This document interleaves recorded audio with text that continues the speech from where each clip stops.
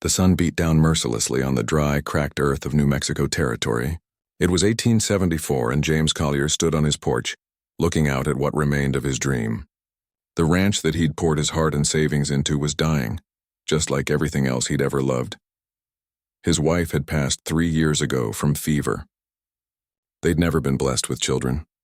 Now, all he had left were these 30 acres of stubborn land, a handful of skinny cattle, and debts that kept piling up like tumbleweeds against a fence.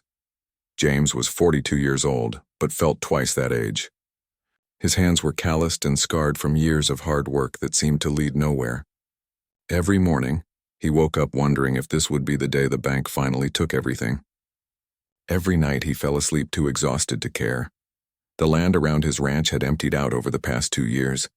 Families who'd once been his neighbors had packed up and left, driven away by drought, failed crops, and the constant tension with the Apache people whose land this had been for generations.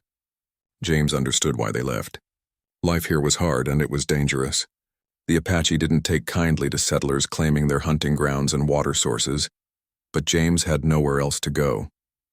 This ranch was all he had left of the life he'd tried to build with his wife. Selling it, even if he could find a buyer, would barely cover what he owed, so he stayed, working dawn to dusk, trying to coax life from soil that seemed determined to stay dead. He wasn't like the other settlers, though. James had never joined the militia groups that rode out looking for Apache camps. He'd never taken part in the raids or the violence that both sides inflicted on each other. It wasn't that he was particularly brave or noble. He was just tired. Tired of fighting, tired of hating, tired of the whole ugly cycle that left both Apache and settlers burying their dead. The Apache seemed to sense this about him. They never bothered his ranch, even when they raided other properties. Maybe they knew he was barely surviving. Maybe they respected that he didn't trouble them. Or maybe they just hadn't gotten around to him yet. James didn't know, and he didn't spend much time thinking about it. He had enough problems without adding worry to the list. His closest water source, a creek that ran through a canyon about 2 miles from his property, had been drying up all summer. The few cattle he had left needed water, so twice a week, James would make the journey out there, leading his animals to drink from whatever pools remained. It was on one of these trips, in late August, that everything changed.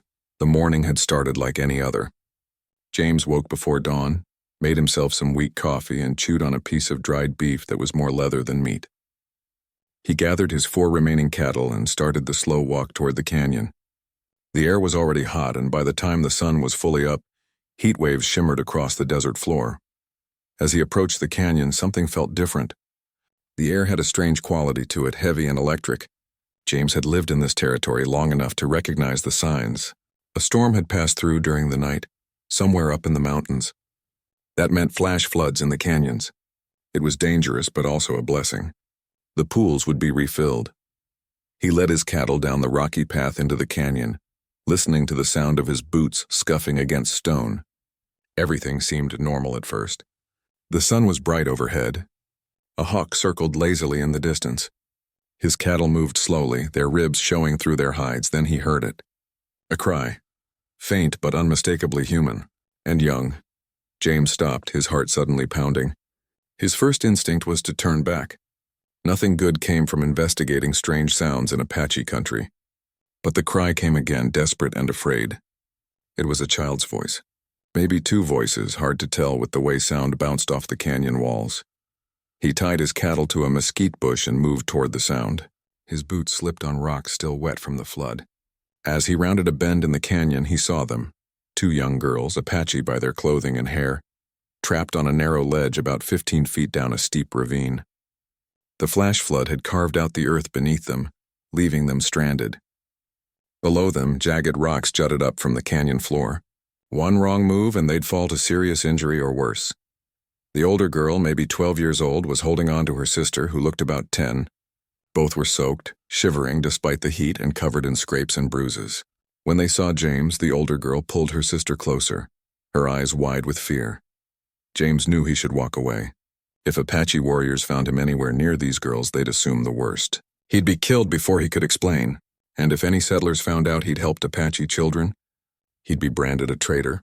But as he stood there, Looking at those two terrified little girls clinging to each other on that ledge, he thought about his wife. She'd always said you could measure a man's character by what he did when nobody was watching, when there was no reward and no recognition. These were just children, scared, hurt children who would die if someone didn't help them. James took a deep breath and started climbing down. The descent was treacherous. Loose rocks slid under his weight. His fingers scraped against stone as he searched for handholds. The whole time, the girls watched him with those wide, frightened eyes, unsure whether he was there to help or harm. When he reached the ledge, James moved slowly, keeping his hands visible. He smiled, trying to look as unthreatening as a sunburned, dusty white man climbing down a cliff toward Apache children could possibly look. The older girl said something in Apache, her voice trembling. James didn't understand the words, but he understood the tone. She was warning him to stay back, protecting her sister even though she was clearly exhausted and in pain. James pointed to himself, then made a lifting motion, then pointed up toward the top of the ravine. He repeated the gesture several times until recognition flickered in the older girl's eyes. She hesitated, then nodded slowly. She understood that he wanted to help them climb out. Getting the younger girl up was the hardest part. She'd hurt her ankle in the flood and couldn't put weight on it. James had to carry her on his back while climbing with only his hands free. Every muscle in his body screamed. His fingers bled. But slowly, inch by inch, he made it to the top. The older girl was lighter and more agile despite her injuries. She climbed with James guiding her, and soon all three of them stood on solid ground, panting and exhausted. The girls looked at him with a mixture of gratitude and lingering fear. James looked back toward his ranch, then at the two children. They needed medicine, food, and rest. Their camp could be anywhere, miles away in any direction. He made a decision that he knew might cost him his life. He gestured toward his ranch and started walking, hoping they would follow. After a moment's hesitation, they did. The walk back seemed to take forever. The younger girl couldn't walk on her injured ankle, so James carried her. She was light as a bird, all sharp angles and bones. The older sister limped alongside them, glancing behind constantly, as if expecting warriors to appear at any moment. When they finally reached his small ranch house, James settled the girls on his porch and went inside to gather supplies. He found clean cloth for bandages, the last of his medical ointment, some dried meat, and a jar of preserves his wife had made years ago that he'd been saving for some special occasion that never came. He brought water first. The girls drank like they'd been wandering the desert for days. Then he carefully cleaned and wrapped their wounds. The older girl watched his every move with intelligent, cautious eyes. The younger one had started to relax slightly, too tired and hurt to maintain her fear. As the sun began to set, painting the sky in shades of orange and red, James realized he'd crossed a line he could never uncross. He'd made a choice that would ripple out in ways he couldn't predict. Those Apache girls were sitting on his porch eating his food, trusting him to keep them safe. And somewhere out there, Apache warriors were probably searching for them, ready to kill anyone they thought had harmed them. James looked at the two sisters, now fed and bandaged and fighting sleep, and he didn't regret his choice. Whatever came next, at least he'd done the right thing. For the first time in 3 years since his wife had died, James Collier felt like maybe his life still had some purpose after all. The first night was the hardest. James gave the girls his bed, the only one in the house, while he sat in a chair by the door with his rifle across his lap. Not that the rifle would do much good if Apache warriors came. He couldn't fight them, wouldn't even try. But holding it gave him something to do with his shaking hands. The girls had finally fallen asleep around midnight, exhausted from their ordeal. The younger one whimpered in her sleep, probably dreaming about the flood.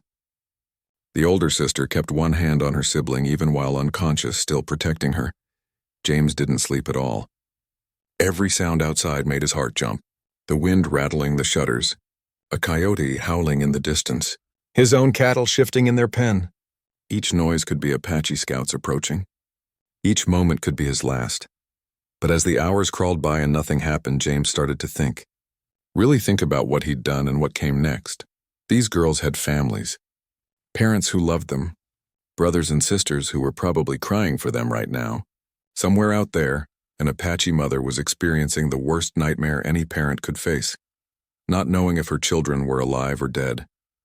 James understood that pain, When his wife had gotten sick, those final days of watching her slip away, not being able to help, that helplessness had nearly destroyed him. He wouldn't wish that feeling on anyone, not even his enemies. As dawn broke on that first morning, James made a decision. He took a white sheet, one of the few good pieces of cloth his wife had owned, and tied it to a long pole. He planted that pole right in front of his house where it could be seen from a distance. It was a peace flag, a signal. He hoped that when the Apache came looking for the girls, they'd see it and understand he meant no harm. The older girl woke up first. She came out of the bedroom walking stiffly, her injuries clearly hurting her in the morning light. When she saw the white flag, she stopped and stared at it for a long moment. Then she looked at James with an expression he couldn't quite read. He heated up some cornmeal mush for breakfast. It wasn't much, but it was warm and filling. The girls ate hungrily, though the older one kept glancing at him with those watchful eyes. James tried to communicate with gestures. He pointed to himself and said his name slowly. "James." Then he pointed to them with a questioning look. The older girl hesitated, then touched her chest. "Nolan," she said quietly. Then she pointed to her sister. "Kimi." It wasn't much, but it was a start. Names were important. They made people real to each other, harder to hate or fear. Over the next few hours, James did what he could to make them comfortable. He brought them more water, changed their bandages, and tried to show them they were safe. Nolan watched everything he did with sharp intelligence. She was clearly trying to figure him out, this strange white man who'd saved them instead of killing them or leaving them to die. By afternoon of the first day, Kimi's fever had started. Her ankle was badly swollen, and the scrapes on her arms and legs looked angry and red. James felt a cold knot of fear in his stomach. Infection was deadly out here, far from any doctor. He did what he could with what he had, making cold compresses to bring down the fever, keeping her wounds clean. Nolan helped, showing surprising knowledge for her age. She knew which herbs James had hanging in his kitchen were good for fever and which weren't. When she gestured toward a plant growing wild near his well, James went and picked it. She crushed the leaves into a paste and applied it to Kimi's infected scrapes. Whether it was her medicine or just time, the fever started to break by evening. That second night, James dozed in his chair but still didn't really sleep. He kept thinking about what would happen when the Apache came. Would they believe he'd helped the girls? Or would they assume he'd taken them, hurt them? Would they even give him a chance to explain? He imagined all the ways he could die. Quick ways, slow ways, painful ways. But strangely, he didn't regret his choice. These girls were alive because of him. That had to count for something. The second day passed much like the first, except Kimi was getting better. The younger girl even smiled a little when James made a funny face while trying to drink his hot coffee. It was a small thing, that smile, but it made something warm bloom in James's chest. He hadn't realized how much he'd missed having people in his house. The loneliness he'd been living with had become so normal that he'd forgotten what it felt like to care for someone. Nolan was less guarded now, too. She started teaching James a few words in Apache.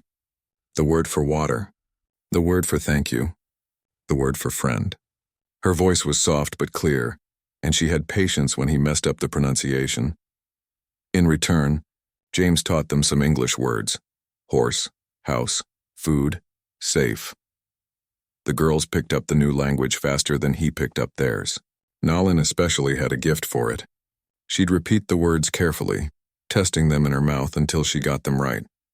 On the third day, Kimi was well enough to sit up and eat properly. Her ankle was still swollen, but the infection was gone. Both girls were healing, and James was starting to think maybe, just maybe, everything would work out. He was fixing a fence post that afternoon when he felt it. That prickling on the back of his neck that tells you someone's watching. James straightened slowly and looked around. At first, he saw nothing. Just the empty desert, the distant mountains, the endless blue sky. But he knew they were there. The Apache were masters of moving unseen. They could be 10 feet away or half a mile away, and he wouldn't know until they wanted him to know. James walked back toward his house, not hurrying, not looking over his shoulder. The white flag still hung from its pole, bright in the afternoon sun. He saw Nolan standing in the doorway, and from the way she'd gone rigid, he knew she sensed it too. The warriors were coming. James reached the porch and stopped. He laid his rifle down on the ground deliberately, showing he wouldn't fight. Then he stood there, hands empty and visible, waiting for whatever came next. They appeared like ghosts materializing from the heat shimmer. One moment the horizon was empty, and the next, there were 6 Apache warriors on horseback, weapons ready, faces hard as the stone cliffs behind them. They moved in a semicircle surrounding the ranch house from 3 sides. The 7th rider came from the front, and James knew immediately this man was the leader. He sat his horse with absolute authority. He was older than the others, maybe 50, with silver threading through his long black hair. His face was weathered and strong, and his eyes held the kind of pain that comes from losing too many people you love. This had to be the girl's father. James could see the resemblance in the shape of their faces, the set of their jaws. Chief Nantan looked at the white flag, then at James, then at his house where his daughters were. His expression gave nothing away, but his hand rested on the knife at his belt. For a long moment nobody moved. The world seemed to hold its breath. James could hear his own heartbeat pounding in his ears. Then Nalin called out from the doorway, her voice high and urgent. She spoke rapidly in Apache, the words tumbling over each other. James didn't understand most of it, but he caught a few words he'd learned. Water, hurt, help, safe. Nantan's eyes never left James's face as his daughter spoke. He sat absolutely still on his horse, listening to every word. When Nalin finished, he said something short in reply. It sounded like a question. Nalin answered, and this time James heard his name in her response. She was explaining what had happened, how he'd found them, how he'd helped them. Kimmy limped to the doorway next to her sister, and the chief's expression finally changed. Just for a second, relief flashed across his face. His daughters were alive. They were safe. But then the hard mask returned, and he dismounted from his horse. He walked toward James slowly, and every warrior tensed, ready to move if their chief gave the signal. James forced himself to stand still, to keep breathing, to not show the fear coursing through his veins. Nantan stopped 3 feet away. Up close, James could see the scars on the chief's face and arms, the marks of a warrior who'd fought many battles. This was a man who'd seen more death and hardship than James could imagine. A man who had every reason to hate white settlers. The chief studied him for what felt like forever. Then he spoke a single word in English. Why? James understood what he was asking. Why did you help them? Why risk your life for Apache children when your people and mine are killing each other? James thought about all the complicated answers he could give. But in the end, there was only one truth that mattered. They needed help, he said simply. They were just children. That's all. Nantan's eyes narrowed slightly, searching James's face for deception. James met his gaze steadily, letting the chief see whatever he needed to see. Then Nantan turned and walked to the porch where his daughters waited. He climbed the steps and knelt down, pulling both girls into his arms. Kimmy started crying, burying her face in her father's chest. Nalin held on tight, and James saw tears running down her face too. The chief held his children like they were the most precious things in the world. Because they were. James had to look away, the moment too private, too raw. When Nantan finally stood, he looked different. The hard warrior's mask had cracked just enough for James to see the father underneath. He spoke to his daughters quietly, then turned to James again. This time, when he looked at the poor rancher standing in his yard, something had changed. 2 weeks passed, and James tried to get back to his normal routine. But nothing felt normal anymore. The house seemed emptier than before, echoing with the absence of Nalin and Kimmy's presence. He caught himself making extra coffee in the morning, forgetting that he was alone again. The ranch was still struggling.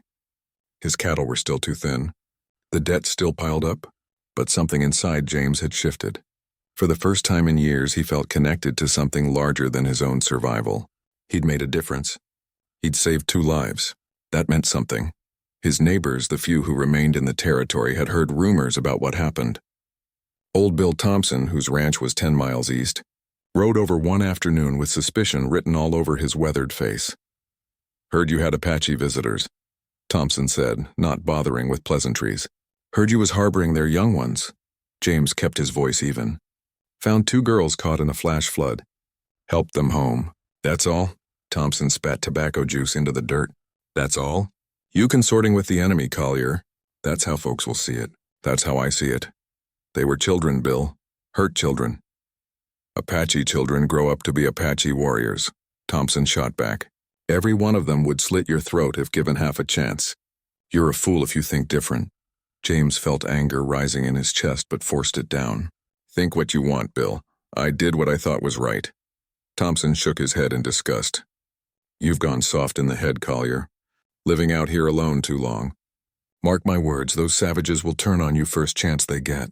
Don't come crying to me when they do. He rode off, leaving James standing in his yard feeling more isolated than ever. This was what he'd feared. The settlers would see him as a traitor now. The Apache might forget about him entirely. He'd be caught in between, belonging to neither world. The days dragged on. James fixed fences, tended his struggling cattle, and tried not to think about what happened next. His supplies were running low. He'd used up most of his medicine and food helping the girls. The trip to the nearest town for provisions would take 2 days, and he couldn't afford to leave his ranch unattended that long. He was rationing his last bit of coffee one morning when he heard horses approaching. James's hand instinctively went to his rifle, then stopped. If it was trouble, a gun wouldn't save him anyway. He stepped out onto his porch and saw something that made him blink in disbelief. A group of Apache riders was approaching his ranch. But this wasn't a war party. They were driving cattle ahead of them. Real healthy cattle, at least 20 head, maybe more. And they were heading straight for his property. Chief Nantan rode at the front of the group, sitting tall on his painted horse. Beside him rode his daughters, Nalan and Kimmy, both looking healthy and healed from their ordeal. Behind them came several other Apache, men and women carrying bundles and leading pack horses loaded with supplies. James stood frozen on his porch, unable to process what he was seeing. The Apache stopped in his yard and Nantan dismounted with fluid grace. This time there was no tension in the air, no threat of violence. The chief's face was calm, almost peaceful. Nalan jumped down from her horse and ran to James with a bright smile. "James, friend!" Her English had improved dramatically in just 2 weeks. She must have been practicing. "Nalan," James managed, his voice rough with emotion. "You're well. Both of you." Kimmy limped over too, her ankle clearly still healing but much better. She said something in Apache with a shy smile and Nalan translated. "She says you gave good medicine." "Very good." Nantan approached and placed his hand on James's shoulder. Through Nalan he began to speak, and what he said made James's jaw drop. "My father says you gave us what was precious when you had little," Nalan translated carefully. "You shared food when you were hungry. You gave medicine when you had almost none. You risked your life for daughters of your enemy. This is greatest honor. Now we return honor with honor." The chief gestured to the cattle. "These are yours. 20 strong cattle to replace your sick ones. They will make your ranch strong again." James shook his head, overwhelmed. "I can't accept this. It's too much. I just did what anyone should do." Nantan said something sharp and Nalan's translation came quickly. "Father says you must accept. To refuse gift of honor is insult. You saved his daughters. Now he gives you gift of life for your ranch." But the cattle weren't all. Apache men started unloading the pack horses, bringing bundle after bundle to James's porch. Dried meat enough to last months, blankets woven in beautiful patterns, clay pots, leather goods, tools, seeds for crops James had never heard of. One of the Apache women, her hair silver with age, approached James with a large bundle. She spoke to him in Apache, her voice kind, and though he didn't understand the words, he understood the meaning. She was thanking him for saving the girls. Through Nalan, Nantan continued speaking. "The seeds are special. They grow in drought. Our people use them for many generations. We never share with white men before. But you are different. You are friend. Father says more," Nalan added. "He will show you secret places. Hidden springs in the mountains. Grazing lands that stay green even in summer. These are sacred Apache places, but you saved his daughters, so he shares them with you." James felt his eyes burning with tears and didn't care who saw them. This poor rancher who'd thought his life was over, who'd been one step from losing everything, was being given a gift beyond measure. Not just physical things, but trust, respect, knowledge that could save his ranch and his future. "I don't know what to say," James whispered. I never expected." Nantan placed both hands on James's shoulders and looked directly into his eyes. He spoke in careful English, wanting James to hear the words directly from him. You see daughters, not Apache, not enemy. You see children.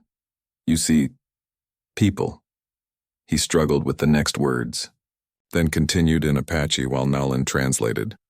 Most white men see Apache and see only danger. Most Apache see white men and see only death. But you saw my daughters as what they truly are, human beings who needed help.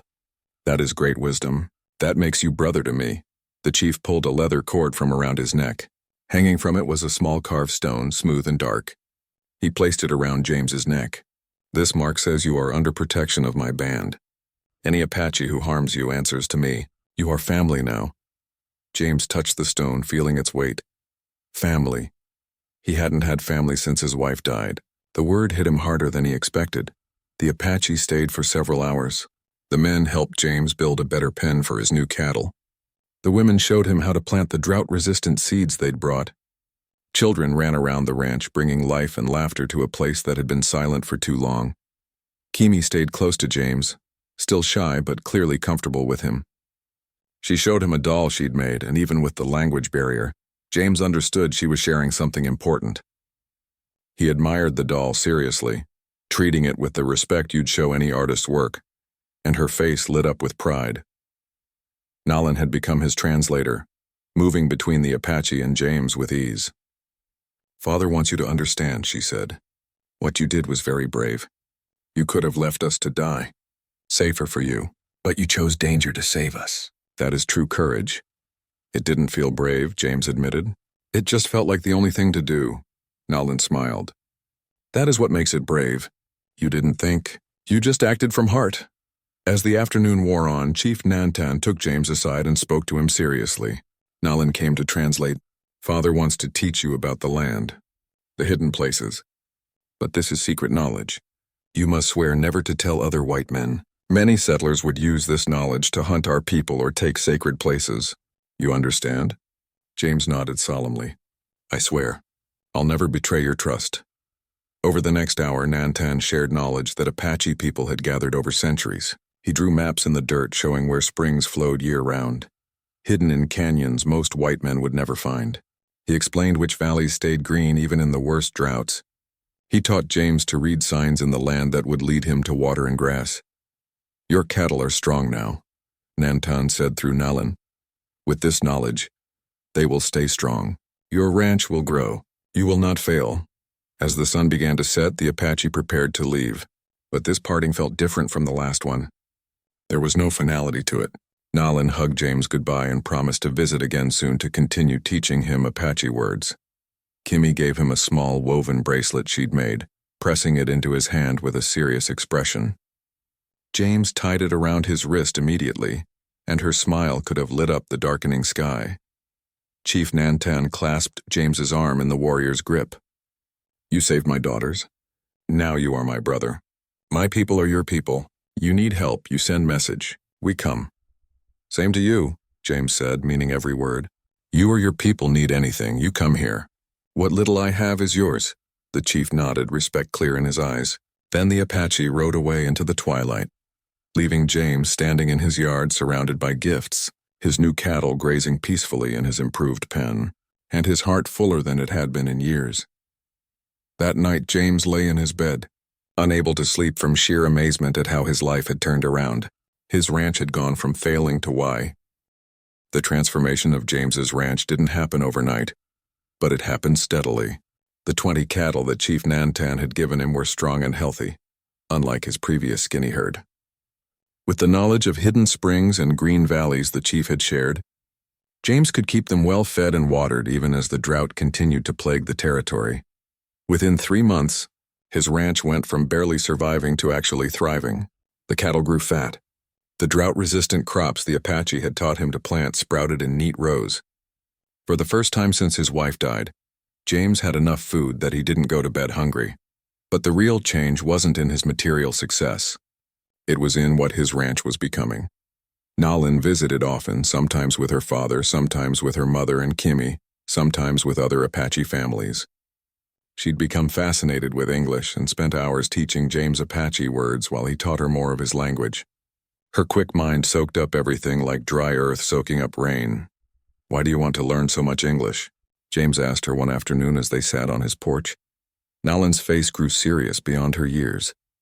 "Because words are power. When white men and Apache cannot speak to each other, we only have weapons. When we can speak, maybe we find peace instead of war." She was only 13 years old, but she understood something many adults couldn't grasp.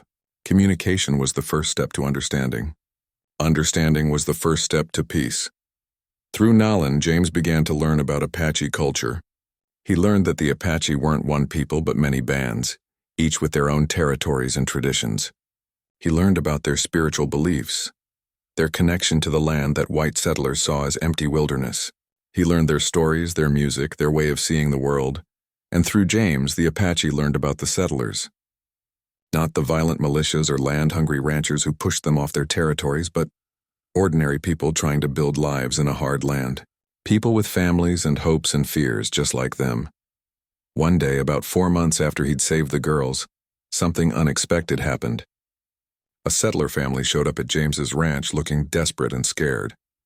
The man, named Thomas Bennett, had a wife and 2 young sons. Their wagon had broken down 5 miles back, and they'd walked to James's ranch hoping for help. But more than that, they were lost. "We're trying to get to Fort Craig," Bennett explained, his face sunburned and exhausted. "But we took a wrong turn somewhere. We've been wandering for 2 days. Our water's almost gone." James looked at the family. The woman, Lucy Bennett, was trying to be strong, but he could see the fear in her eyes. The 2 boys, maybe 6 and 8 years old, looked worn out and thirsty. "Come inside," James said. "Get some water and rest. I'll help you fix your wagon." As the Bennett family drank and rested, James studied his situation. He could give them directions to Fort Craig, but they'd never make it. They'd taken too many wrong turns and were completely turned around. Someone needed to guide them. But James couldn't leave his ranch for the 3 days it would take to guide them and get back. His cattle needed tending. His crops needed water. He was considering his options when he heard horses approaching. Apache riders led by Chief Nantan with Nalan beside him. The Bennett family froze, terror written across their faces. Thomas Bennett moved to put himself between his family and the Apache, his hand going to his belt where a knife hung. "It's okay," James said quickly, stepping between the settlers and the Apache. "They're friends. They won't hurt you." Bennett looked at him like he'd lost his mind. "Friends? Collier. Those are Apache. They kill settlers."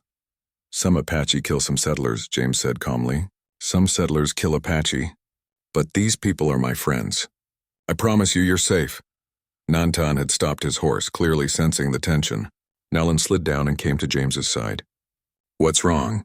she asked in English. James explained the situation quickly, about the lost family needing to reach Fort Craig. Nalan translated for her father, and James watched the chief's face as he absorbed the information. Nantan sat silent for a long moment, thinking. Then he said something in Apache. Nalan's eyes widened in surprise, then she smiled. "Father says he will send 2 of his men to guide them to Fort Craig. They know every trail in this territory. The family will arrive safely." James felt a surge of gratitude, but Bennett exploded. "Are you insane? We're not going anywhere with them. They'll lead us into an ambush." "Mr. Bennett," James said firmly, "you're lost in Apache territory with a broken wagon, almost no water, and 2 young sons. You have 2 choices. Accept help from people who know this land better than anyone, or wander around until you die of thirst. Your choice." Lucy Bennett put her hand on her husband's arm. "Thomas, look at him." She gestured to James. "He's alive, isn't he? If they wanted to hurt us, they could have done it already." It took another hour of convincing, but eventually the Bennetts agreed. 2 Apache warriors, young men who spoke a little English, agreed to guide the family. Nantan even provided them with extra water and food for the journey. As the Bennetts prepared to leave with their Apache guides, Thomas approached James one more time.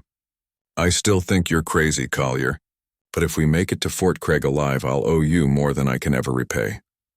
"Just remember what you learned today," James said. "Apache are people just like us. Some good, some bad, but mostly just trying to survive like everyone else." 3 days later, James received word through a trader that the Bennett family had arrived safely at Fort Craig. Thomas had apparently told everyone there about the crazy rancher who was friends with Apache, and about the warriors who'd guided them safely through dangerous territory. The story spread, and more people started coming to James's ranch. A Mexican family whose son had gotten sick asked James to ask the Apache about healing herbs. An Apache woman whose daughter was getting married wanted to trade for white cloth for the wedding dress. A settler needed to get a message to an Apache band about grazing boundaries. An Apache hunter wanted to trade furs for metal tools. James's ranch became a meeting point, a neutral ground where both cultures could interact without violence. His porch became a classroom where Nalin taught English to young Apache, while James taught Apache words to settler children, whose families were brave enough to come. Not everyone approved. Bill Thompson and others like him called James a traitor to his race. Some Apache warriors thought Nantan was being too soft, too trusting of white men, but Chief Nantan backed James completely, and in Apache culture the chief's word was law. One evening, as James and Nalin sat watching the sunset, she asked him a question. "Do you think it will work? This peace you're trying to build?" James thought carefully before answering. "I don't know, Nalin. There's a lot of hate on both sides. A lot of pain. People have lost families, lost homes. That's not easy to forgive or forget. But you try anyway." "I try anyway," James agreed. "Because what's the alternative? More killing? More children growing up without parents? More families torn apart? If I can help even a few people see each other as human beings instead of enemies, maybe it's worth it." Nalin nodded slowly. "My father says the same thing. He says you gave him hope. Before you saved us, he thought war with white men would never end. But you showed him that some white men have good hearts, that peace might be possible." "Your father is a wise man," James said. "I've learned a lot from him." "He says the same about you," Nalin smiled. "He tells other chiefs about the white rancher who chose to save Apache children, instead of letting them die. Some think he's crazy, but others are interested. They want to meet you." And they did come over the following months. Chiefs from other Apache bands rode to James's ranch to see this unusual white man for themselves. James treated each visitor with respect, offering what hospitality he could, learning what he could teach. Not all the visits went well. One chief, a fierce warrior named Kuruk, came ready to test James, to see if he was genuine or just playing some long game. He brought up every atrocity white settlers had committed against Apache, demanding to know what James thought about it. James didn't make excuses or defend the indefensible. "What happened to your people is wrong," he said simply, with Nalin translating. "I can't change the past. I can't bring back the people you lost. All I can do is try to be different, try to build something better going forward." Kuruk had stared at him for a long time, then finally nodded. "You speak truth. That is rare in white men. I will remember this." James's ranch also became a place where disputes could be settled peacefully. When a settler accused an Apache hunter of stealing his horse, both sides came to James to mediate. Through careful investigation and translation, they discovered the horse had simply wandered off and the Apache hunter had been trying to return it. What could have become a violent confrontation ended with apologies and understanding. When an Apache boy was shot at by a frightened settler, James helped arrange a meeting where the settler could apologize and pay compensation to the boy's family. The settler, a young man barely 20, had been terrified and trigger-happy. Seeing the boy he'd nearly killed, meeting his family understanding they were just people like him, changed something in that young settler. He became one of James's strongest supporters. A year had passed since James saved Nalin and Kimi from the flood. His ranch had become known throughout the territory as the safe place, where Apache and settlers could meet without fear. But peace is always fragile, and James was about to learn just how fragile it could be. The trouble started in a town 40 miles south called Red Rock. A group of Apache warriors, not from Chief Nantan's band but from another group led by a chief named Dakota, had raided several ranches. They'd killed 3 settlers and taken horses and cattle. The violence wasn't unprovoked. Weeks earlier, a group of miners had attacked an Apache camp, killing women and children. But most settlers didn't know or care about that context. All they knew was that Apache had killed white men, and they wanted revenge. A man named Victor Holt began organizing a militia. Holt was a former army officer, charismatic and angry, who'd lost his brother to an Apache raid 5 years earlier. He'd been preaching violence against all Apache for years, but most people had ignored him.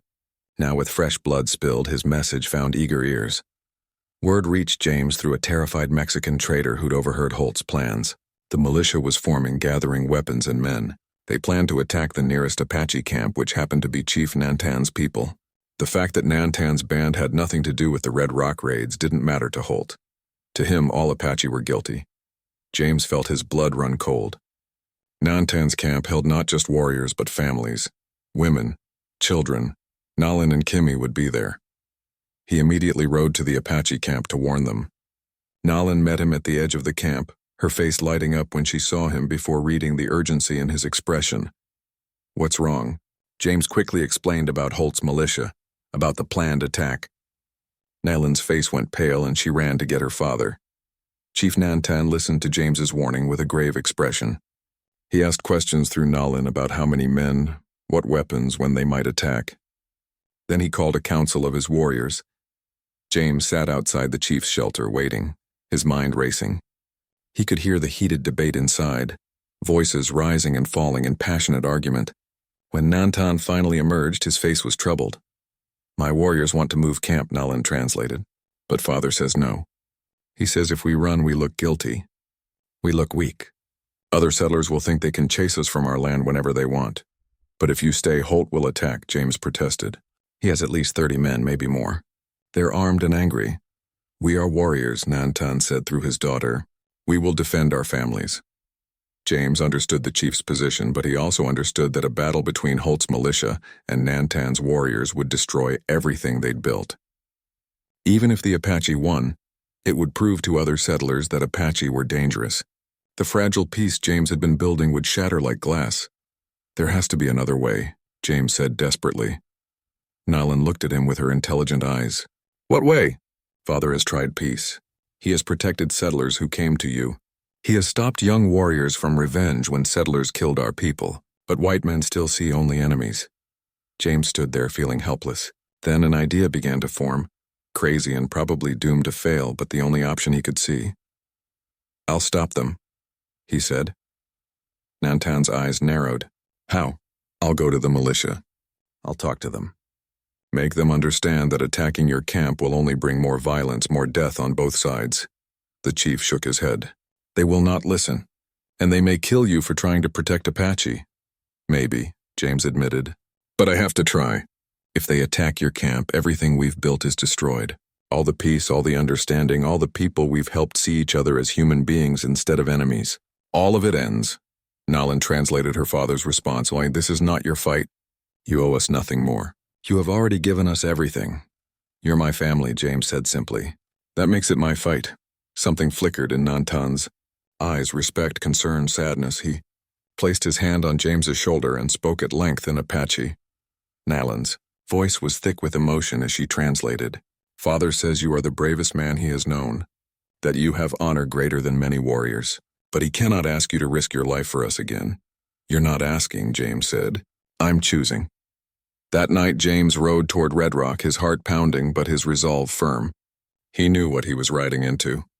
Holt's militia would see him as a traitor, an Apache sympathizer. They might arrest him. They might beat him. They might kill him, but if he didn't try, innocent people would die. Nalin and Kimmy, who trusted him. Their mother and father. Children who'd laughed on his porch while learning English. He couldn't let that happen without fighting for them. James reached Red Rock at dawn. The town was buzzing with activity. Men were gathering in the street outside the saloon, checking weapons, loading supplies onto horses.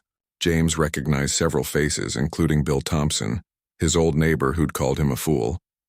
Victor Holt stood on the saloon porch, a commanding figure with a military bearing and a voice that carried. He was giving instructions to the militia, organizing them into groups when James rode up. "Holt," James called out. "I need to talk to you." The militia leader turned and his eyes hardened when he recognized James. "Collier, I heard about you. Heard you're friendly with the savages." "I'm friendly with people," James said, climbing down from his horse. "And the band you're planning to attack had nothing to do with the Red Rock raids." A murmur went through the crowd. Holt's face darkened. "How would you know what they did or didn't do?" "Because I know them," James said loudly, making sure everyone could hear. "Chief Nantan and his people have been peaceful for over a year. They've helped settlers. They've protected travelers. They've done nothing but try to live in peace. Apache are Apache, Holt shot back. They're all guilty. Are all white men guilty for what the miners did? James demanded. Those miners attacked an Apache camp a month ago. Killed women and children. That's what started this latest round of violence. Should the Apache hold all of us responsible for that? That's different, someone in the crowd shouted. How? James challenged. How is it different? Violence is violence. Murder is murder. If we attack Nantan's camp, we'll be killing innocent people just like those miners did. How does that make us better? Bill Thompson pushed forward from the crowd. You're defending them, Collier? After what they did in Red Rock. I'm not defending the warriors who attacked Red Rock, James said clearly. They should be held accountable for what they did. But Nantan's band wasn't involved. Attacking them won't bring justice. It'll just create more orphans, more widows, more reasons for revenge. Holt stepped down from the porch, moving close to James. You're either with us or against us. Collier, choose. James met his eyes steadily. I'm against murdering innocent people. If that makes me your enemy, so be it. You're a traitor to your own kind, Holt spat. My kind is human beings, James shot back. Not white or Apache or Mexican or anything else. Just people trying to survive in a hard world. And I won't stand by while you kill people who've done nothing wrong. The crowd was murmuring now, some angry, but others uncertain. James pressed his advantage. I know some of you, he said, raising his voice. Tom Wheeler, your wagon broke down last year and Apache warriors helped you fix it. Pete Davidson, an Apache woman saved your daughter when she got snake bit. Harry Chen, you trade with them every month and they've never cheated you. He turned slowly, meeting as many eyes as he could. You know these people aren't your enemies. You've met them, traded with them. Some of you have even shared meals with them. They're not monsters. They're fathers and mothers and children just like us. They killed our people, someone shouted. Some Apache killed some settlers, James acknowledged. And some settlers have killed Apache. The question is, do we keep that cycle going until everyone's dead? Or do we try something different? What are you suggesting? Asked a voice from the crowd. James was surprised to see it was a young minister he recognized from one of his visits to town. I'm suggesting we pursue the actual warriors who attacked Red Rock, James said. Not just attack the first Apache camp we find. I'm suggesting we demand justice, not revenge. There's a difference, Holt laughed bitterly. Justice? From Apache? They don't understand justice. Chief Nantan does, James insisted. If I take word to him about what happened in Red Rock, if I tell him settlers are demanding accountability, he'll help. He has influence with other chiefs. He wants peace as much as we do. You're naive, Holt said. They're playing you for a fool. Maybe, James said. But I'd rather be a fool trying for peace than a murderer killing innocents. And that's what you'll be if you attack Nantan's camp. Murderers. How is that any different from what happened in Red Rock? The crowd had gone quieter now. James could see doubt on some faces. Not everyone was convinced, but he'd planted seeds of uncertainty in Holt's solid wall of support. I'm going to Nantan's camp, James announced. I'm going to stand with them. So if you attack, you'll have to go through me first. And anyone who does will have to explain to their god why they killed a man who was trying to prevent innocent deaths. You're insane, Holt said, but there was less certainty in his voice.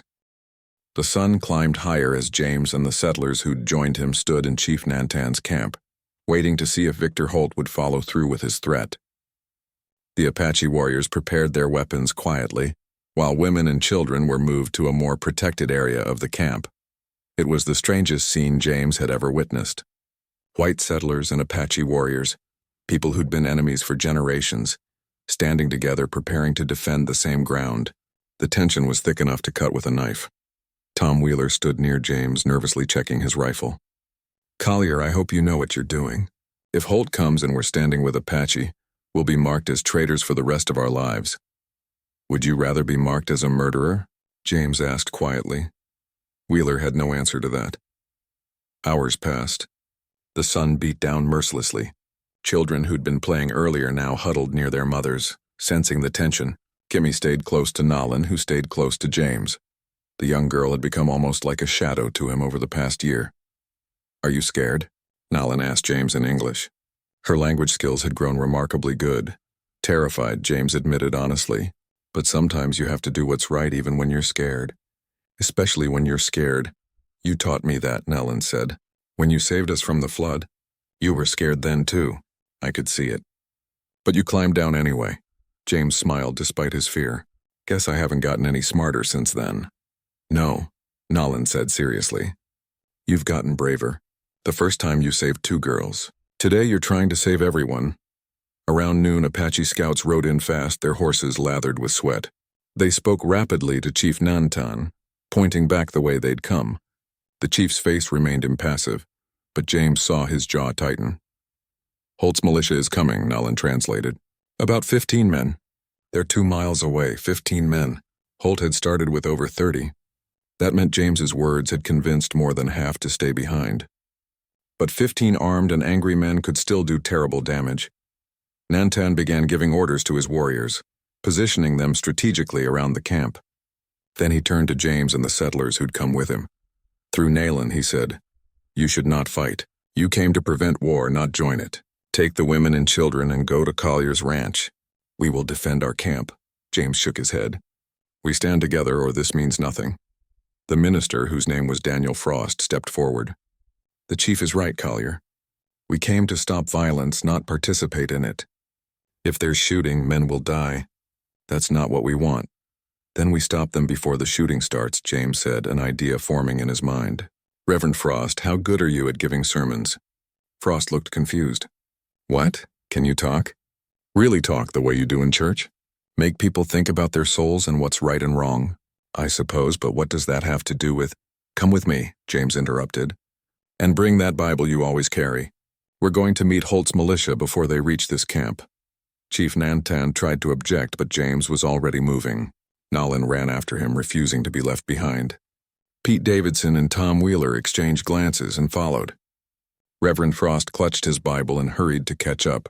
They rode out to meet the militia halfway, a small group of 5 people riding toward 15 armed men.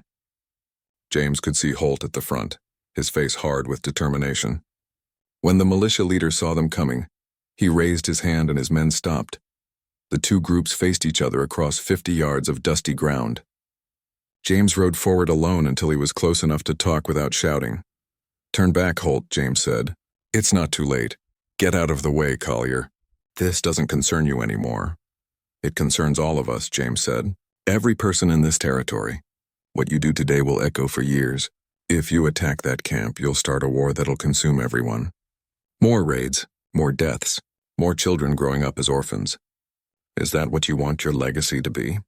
"My legacy," Holt said bitterly, "is avenging my brother. The Apache killed him. All of them are guilty." "No," James said firmly. "The warriors who killed your brother are guilty. The women and children in that camp had nothing to do with it. Neither did most of the men. You want justice? So do I. But you're not going to find it by murdering innocent people." "They're not innocent," Holt shouted. "They're Apache." Reverend Frost rode forward then, his Bible held high. "Mr. Holt, I understand your pain. Truly I do. Losing a brother is a terrible thing. But answer me this, what would your brother want you to do? Would he want you to murder children? To kill mothers in front of their sons and daughters?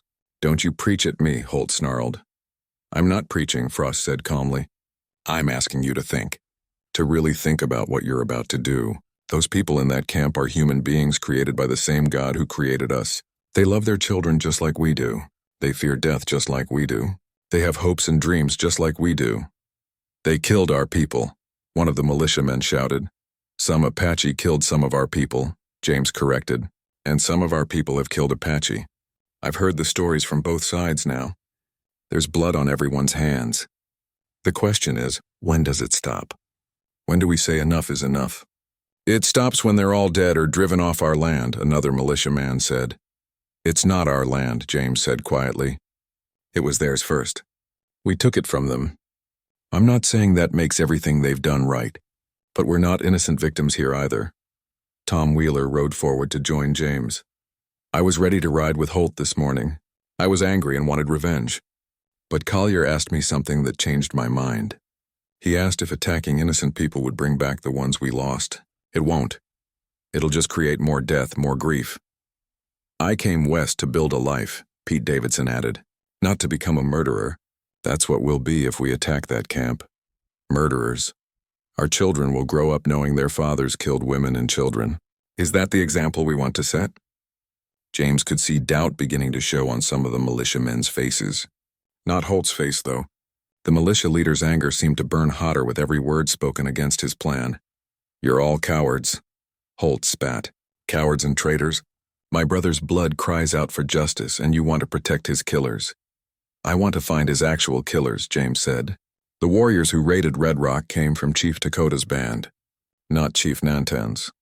If you want justice, we need to approach this smart, not just attack the first Apache we find." "And you think Nantan will help us?" Holt laughed bitterly. "Why would he betray his own people?" "Because he wants peace," Nalin said, riding forward.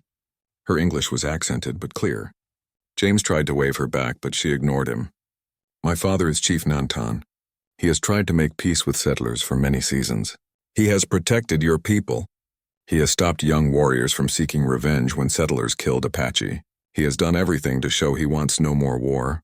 Holt stared at her. "You're his daughter?" "I am Nalin. This man saved my life and my sister's life." She pointed to James. "He could have left us to die. It would have been safer for him. But he risked everything to help us. He gave us food when he was hungry, medicine when he had little. He is the bravest man I know, and you call him traitor." Her words hung in the air. Several of the militiamen looked uncomfortable now. It was one thing to hate a faceless enemy. It was harder to hate a 13-year-old girl speaking about the man who saved her life. "My father lost a brother too," Nalin continued, "killed by soldiers. He lost his father, lost many friends. He has pain just like you, but he chooses to try for peace, because he knows more killing only brings more pain." Reverend Frost opened his Bible. "There's a verse I think of often. Blessed are the peacemakers, for they shall be called children of God." Gentlemen, we have a choice today. We can be warriors or we can be peacemakers. Only one of those paths leads to anything worth having. James could see the moment when Holt realized he was losing his men. Several were openly nodding at Frost's words. Others wouldn't meet Holt's eyes. "Anyone who turns back now is a coward," Holt said desperately, trying to hold his militia together. "No," Tom Wheeler said firmly. "Anyone who attacks innocent people is a coward. A brave man admits when he's wrong. A brave man chooses the harder path of peace over the easy path of violence." One by one, men began turning their horses around. Not all of them. 3 stayed loyal to Holt, their faces hard and closed. But 12 others rode away, unwilling to participate in what they now understood would be a massacre. Holt sat on his horse, his face purple with rage as he watched his militia dissolve. "This isn't over, Collier. You've made an enemy today." "I hope not," James said. "I hope someday you'll understand I was trying to save lives. Including yours. If you'd attacked that camp, even if you'd won, Nantan's warriors would have hunted you down. Their code of honor demands it. I didn't just save Apache lives today. I probably saved yours too." Holt didn't respond. He wheeled his horse around and rode away, his 3 remaining men following. James watched them go, relief flooding through him so powerfully that he felt dizzy. They'd done it. Somehow, impossibly, they'd stopped the attack without a single shot being fired. When they rode back to the Apache camp, Chief Nantan stood waiting with his warriors. 3 years had passed since James stopped Victor Holt's militia from attacking Chief Nantan's camp. Those 3 years had transformed not just James's ranch, but the entire region in ways nobody could have predicted. James was 45 now, his hair going gray at the temples, his face more weathered but somehow younger looking than it had been when his wife died. He had purpose now. He had family. He had a reason to get up every morning beyond simple survival. His ranch had become something unique in the territory. It wasn't just a place where Apache and settlers could meet peacefully anymore. It had grown into something more organized, more permanent. With Chief Nantan's blessing and help from both communities, James had built several additional structures on his property. There was a trading post where Apache could exchange furs, beads and pottery for metal tools, cloth, and other goods from the settler world. Fair prices, honest dealing, and mutual respect were the rules, enforced by James and Nantan together. There was a schoolhouse where Nalin, now 16 and fluent in both English and Spanish as well as Apache, taught language classes. Apache children learned English. Settler children learned Apache words. Everyone learned that people who speak each other's languages have a harder time hating each other. There was even a small medical station where Apache healing knowledge and settler medicine combined to help anyone who needed it. An Apache elder named Tala, who knew more about healing herbs than anyone James had ever met, worked alongside a retired Army doctor named Samuel Chen who'd grown tired of war and wanted to heal instead of harm. The ranch had become known throughout the territory and beyond as Collier's Place or sometimes Peace Ranch. People traveled days to get there, seeking everything from trade goods to conflict resolution to medical help. Not everyone approved. Victor Holt, bitter and angry, had left the territory rather than live near the place where his dreams of revenge had been thwarted. But he'd left behind followers who still believed Apache and settlers could never coexist. They muttered darkly about traitors and fools, but mostly they stayed away, unwilling to directly confront what James and Nantan had built. James was working on repairing the schoolhouse roof one morning when Nalan climbed up the ladder to join him. She moved with confidence now, no longer the scared 12-year-old girl he'd pulled from a flood. She'd grown into a remarkable young woman, smart and strong and determined to make a difference in her world. "You shouldn't be up here," James said, not looking up from his work. "It's dangerous. More dangerous than everything else we've done?" Nalan laughed. "I think I can handle a roof." She was right, of course. Over the past 3 years, they'd both faced far more dangerous situations than a slippery roof. There had been incidents, close calls, moments when the fragile peace nearly shattered. A young Apache warrior, angry and drunk, had attacked a settler family passing through. James and Chief Nantan had worked together to ensure the warrior faced consequences within Apache law, while also protecting him from lynch mobs who wanted frontier justice. A group of settlers had tried to claim a sacred Apache burial ground. Nalan had led the negotiation that resulted in a compromise. The settlers got different land, equally good, while the sacred ground remained protected. Through it all, James's role had evolved from simple mediator to something more. He'd become a symbol, proof that bridging two worlds was possible. His ranch was neutral ground where impossible things happened regularly. "I have news," Nalan said as she helped James nail down a shingle. "Father has called a great council. Chiefs from 5 different Apache bands are coming. They want to talk about making a formal peace agreement with the territorial government." James stopped hammering and looked at her. "That's huge. 5 bands? 6, actually. Even Chief Dakota is coming." Nalan's face was serious. "The one whose warriors raided Red Rock 3 years ago." James whistled low. Dakota had been one of the fiercest opponents of peace with settlers. If he was willing to talk, things were truly changing. "When?" 3 weeks. And Father wants to hold the council here at your ranch. He says this place has become a symbol of what peace can look like. Having the council here sends a message. James thought about what that meant. Dozens of Apache leaders, tribal elders, warriors, and they'd need to invite territorial representatives, military officers, maybe even people from Washington. His simple ranch would become the center of something historic. "Tell your father yes," James said. "Tell him we'll make it work." The next 3 weeks were chaos. More structures had to be built to house everyone. Food and supplies had to be gathered. Security arrangements had to be made to ensure that people who'd been enemies didn't kill each other the moment they arrived.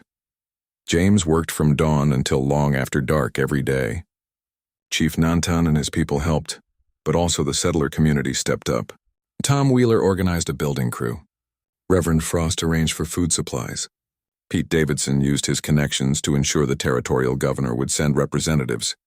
Kimmy, now 13 and as energetic as ever, ran messages between groups, her limp barely noticeable anymore. She'd become a favorite among both communities, her cheerful spirit infectious. The Army sent Captain Robert Hayes, a thoughtful man who'd served on the frontier long enough to understand that military solutions rarely brought lasting peace. He arrived a week early to meet with James and assess the situation. "I'll be honest, Mr. Collier," Hayes said as they walked the grounds. "People in Washington think this council is a waste of time.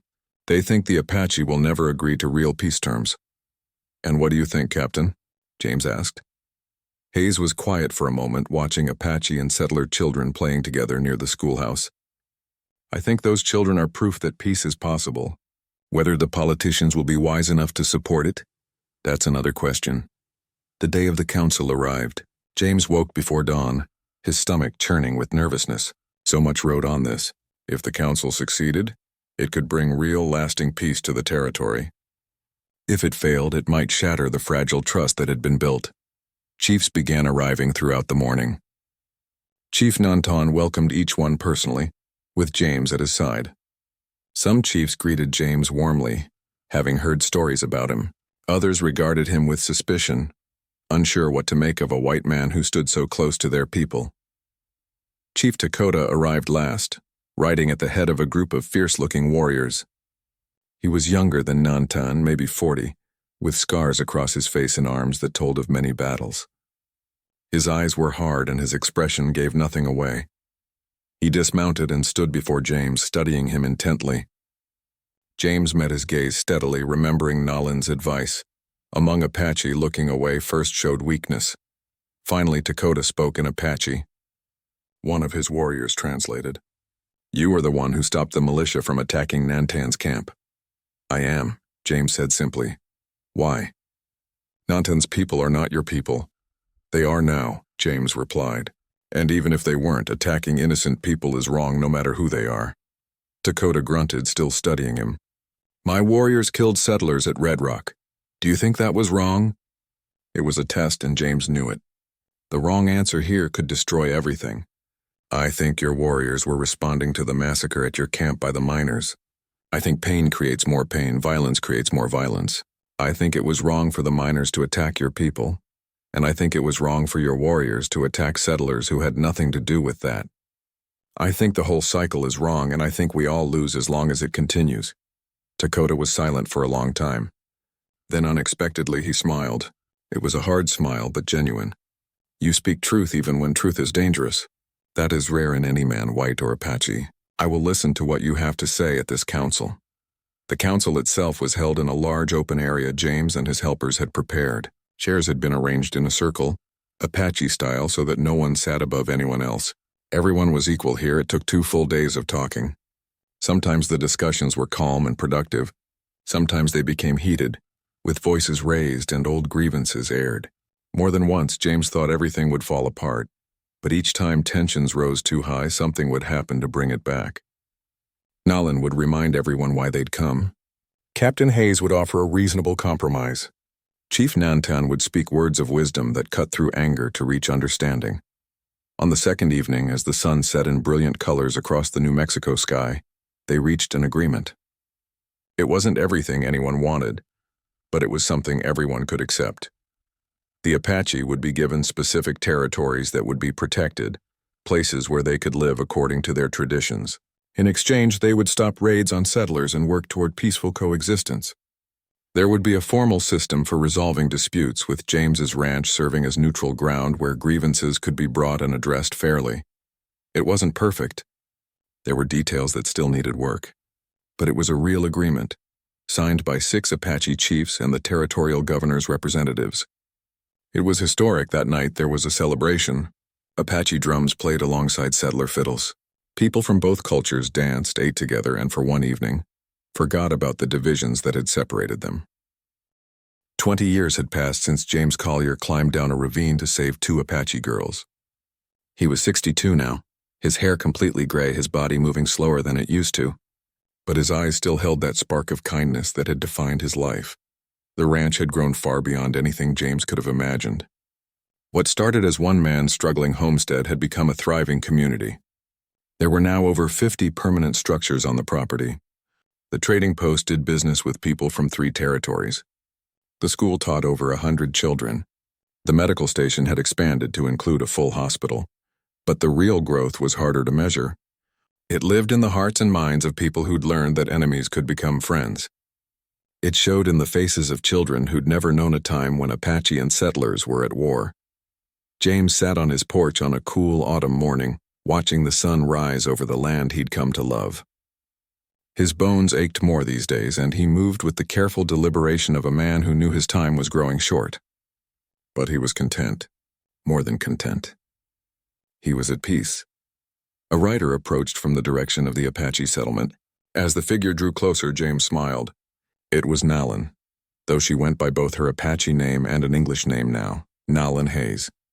She'd married Captain Robert Hayes 5 years ago, A marriage that symbolized everything James and Chief Nantan had worked to build. "Good morning." "Uncle James," she called out, using the title she'd adopted for him years ago. She dismounted gracefully despite being heavy with her second child.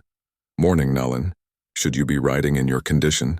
James asked, though he knew better than to tell this strong-willed woman what she could or couldn't do. "The baby won't come for another month," she laughed. "Besides, I needed to see you. We received word from Washington." James's eyebrows rose. For years, Nolan and her husband had been working to formalize the peace agreements, to get federal recognition and protection for Apache territories. It had been a long, frustrating process dealing with government officials who couldn't see past their prejudices. "And?" James asked. "President Grant is sending a delegation. They want to study what we've built here. They're calling it the Collier Model for peace between native peoples and settlers." Nolan's eyes shone with pride. "Your ranch, Uncle James, your work. It's going to become a blueprint for the whole country." James felt overwhelmed. "It wasn't just my work.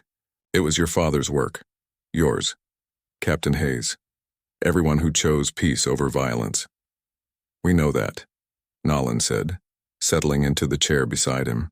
"But you were the spark that started it all. If you hadn't saved Kimmy and me, none of this would exist."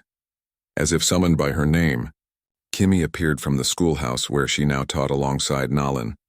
At 23, she'd grown into a beautiful young woman with her mother's grace and her father's strength. Her limp was barely noticeable anymore except when she was tired. "James," she called, waving. She still used his first name, never adopting the uncle that Nolan preferred. "You have visitors." A wagon was pulling up, and James recognized the passengers immediately. Tom Wheeler and Pete Davidson, now in their 60s like James, along with their grown children and grandchildren. "Collier," Tom called out. "We heard the news about Washington. Figured we should come celebrate with the man who started it all." More people kept arriving throughout the day. Apache families James had known for 2 decades. Settler families he'd helped over the years. Even some Mexican families from the South who'd found refuge at the ranch when they'd had nowhere else to go. By afternoon, James's property was filled with people. Someone had started cooking. Music played. Children ran around playing games that mixed Apache, settler, and Mexican traditions into something entirely new. Chief Nantan arrived in the early evening, now in his 70s and moving with the careful dignity of an elder. His hair was completely white, but his eyes were still sharp and aware. James stood to greet his old friend, and the two men embraced. "It's been a good life, hasn't it?" Nantan said in English. He spoke the language fluently now, though he still preferred Apache. "The best," James agreed. "Better than I ever deserved." "No," Nantan said firmly. "You deserved every good thing that came to you. You earned it through kindness and courage." They sat together on the porch, watching the celebration unfold before them. It looked like what heaven might be, James thought. People from different backgrounds, different cultures, different languages, all gathered together in genuine friendship and joy. Reverend Frost, now leading a church that served both Apache and settler congregations, stood up to speak. "Friends, we're gathered here today to celebrate something miraculous. 20 years ago, this place was a failing ranch worked by one lonely man. Today, it's a thriving community built on mutual respect and understanding. That transformation didn't happen by accident. It happened because one man chose compassion over convenience, kindness over fear." He gestured to James. James Collier could have walked away from 2 Apache girls trapped in a flood. It would have been safer, easier. But he didn't. He saved them, and in doing so, he saved all of us. He gave us a glimpse of what we could be at our best. People applauded, and James felt his face grow hot with embarrassment. He'd never been comfortable being the center of attention. Captain Hayes stood next. "When I first came to this territory, I believed my job was to keep peace through military force. Then I met this stubborn rancher and his equally stubborn Apache family. They showed me that real peace isn't enforced. It's built. One relationship at a time. One act of kindness at a time. One choice to see the humanity in someone different from you." More applause. James noticed tears in many eyes, including his own. Kimmy stood next, her voice clear and strong. "James saved my life twice. Once from that flood and once from a future of hatred and war. Because he showed mercy to my sister and me, I grew up knowing peace. My children will grow up knowing peace. That's a gift beyond measure." As the speeches continued, James thought about the journey that had brought him here. He thought about his wife, long gone but never forgotten. He hoped she could see what her teachings about kindness and compassion had ultimately created. He thought about all the close calls, the moments when everything nearly fell apart. The times when violence almost won. But somehow, through luck or divine intervention or just the stubborn determination of good people, peace had prevailed. As evening turned to night and stars filled the sky, Chief Nantan stood to speak. The crowd grew quiet, out of respect for the elder who'd led his people through some of their darkest days into a brighter future. My Apache brothers and sisters, my settler friends, my Mexican neighbors, Nantan began. Tonight we celebrate not just one man, though he deserves celebration. We celebrate what is possible when we choose to see each other truly, when we choose courage over fear, understanding over hatred, life over death. He turned to James. You saved my daughters, but more than that, you showed me that the white men I had learned to hate were not all my enemies. Some were potential brothers. That truth changed everything. Nantan removed a necklace from around his neck. It was beautiful, made of turquoise and silver, clearly very old and very precious. This belonged to my grandfather, who led our people in times of great trial. It has passed down through generations of chiefs. I have no son to give it to, but I have a brother. He placed the necklace around James's neck. You are family. You are honored elder. When I leave this world, which will be soon, you carry our stories. You teach our children and grandchildren why peace matters. Promise me. James could barely speak through his tears. I promise, brother. I promise. The celebration continued late into the night, but eventually people began preparing for sleep. Families bedded down in tents and wagons. The ranch that had once housed only one lonely man now sheltered hundreds in peace and friendship. James sat on his porch long after everyone else had gone to sleep. Nolan came out to join him, wrapping a blanket around his shoulders. You should rest, Uncle James. You've had a long day. Just want to sit here a bit longer, James said. Sometimes I still can't believe this is real. That it all started with 2 girls and a flood. It started with a man who had a choice, Nolan corrected gently. You could have walked away. You chose differently. That made all the difference. They sat together in comfortable silence like they had so many times over the years. Finally, Nolan spoke again. Uncle James, Robert, and I have been talking. When the baby comes, if it's a boy, we want to name him after you, James Nantan Hayes, named for 2 men who showed us how to build bridges between worlds. James felt tears streaming down his weathered face. That would honor me more than I can say. Nolan kissed his cheek and went inside, leaving James alone with his thoughts and memories. He touched the necklace Nantan had given him, feeling its weight. 3 generations of Apache chiefs had worn this. Now it rested on the shoulders of a white rancher who'd never expected to be anything more than a failure. Life was strange and wonderful and unpredictable. James thought about all the children sleeping peacefully tonight. Apache and settler and Mexican children who would wake up tomorrow in a world where peace was normal. They wouldn't remember the old days of constant conflict. For them, friendship across cultures would be as natural as breathing.